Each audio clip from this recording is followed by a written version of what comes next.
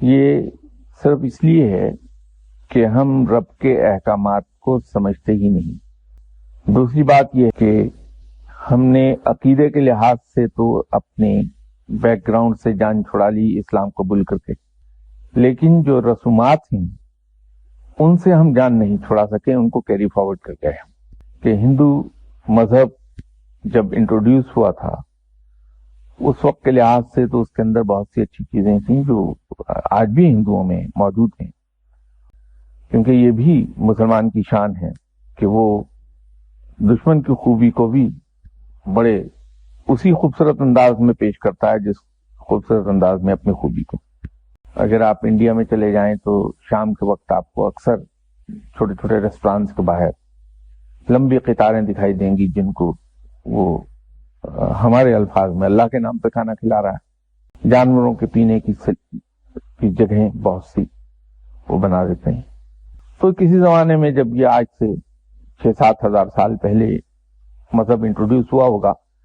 وہ چونکہ جہالت کا دور تھا، کوئی اجازات، سائنسی اجازات تھی نہیں، تو جس چیز سے اسے فائدہ ملا اس نے اسے دیوتا کہہ دیا، اس کی پوجا کر لی۔ جس سے خوف محسوس ہوا اس کے سامنے ڈر کے مارے ہاتھ جوڑ کے بیٹھ گیا، اس کو سجدہ کر دیا کہ مجھے نقصان نہ پہنچائے۔ یہ چیزیں اس کے مذہب کا حصہ ہندو کے بنتی گئیں، کیونکہ دنیا میں اس وقت سب سے پرانا نون مذہب ہے وہ۔ تو ان ہزاروں صدیوں کے گزرنے کے بعد اب وہ مذہب نہیں ہے، وہ رسومات کا ایک مجموعہ ہے۔ تو ہم میں سے اکثر نے ہندو سے مسلمان ہم ہوئے ہیں، تو ہم نے عقیدہ تو بدلا، الحمدللہ اللہ نے ہمیں توفیق بخش دی کہ ہم توحید اور رسالت پر ایمان لے آئے، لیکن ان رسومات کو کیری کر گئے ہیں۔ تو یہ عامل حضرات اور پیر صاحبان اور اس قسم کی جو چیزیں ہیں یہ اصل میں اسی کا شاخسانہ ہے۔ تو ہم بجائے اس کے کہ یہ دیکھیں کہ اس معاملے میں رب تعالیٰ کے احکامات کیا ہیں، آپ صلی اللہ علیہ وسلم نے کیا تلقین فرمائی ہے، ہم عاملوں اور پیروں کے پیچھے بھاگنے لگتے ہیں۔ کلیئرلی آپ صلی اللہ علیہ وسلم نے فرمایا کہ جب بیمار ہو تو اپنا علاج کرو۔ ہم آپ صلی اللہ علیہ وسلم کے فرمان کو نہیں دیکھتے، ہم اپنے ان رسوماتی جارگن میں پھنسے ہوئے تو فوراً دوڑتے ہیں کسی پیر کی طرف، کسی عامل کی طرف، تعویذ گنڈے کرنے والے کی طرف، اور اس پروسیس میں ہم اپنے عزیز کا ستیہ ناش کرا لیتے ہیں۔ کسی کو اگر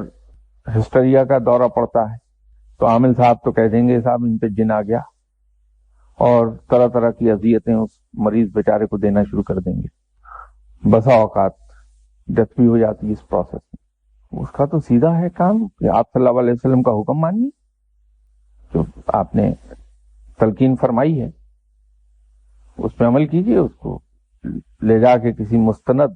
ڈاکٹر جو کوالیفائڈ ڈاکٹر ہیں اس کو دکھائیے، علاج اس کا کروائیے، اور اس کے ساتھ دعا خود بھی کیجیے، دوسرے مسلمان بھائیوں سے بھی کہیے کہ دعا کیجیے رب کے حضور اس کے لیے کہ اللہ اسے شفا عطا فرما دے، تو مسئلہ حل ہو جاتا ہے۔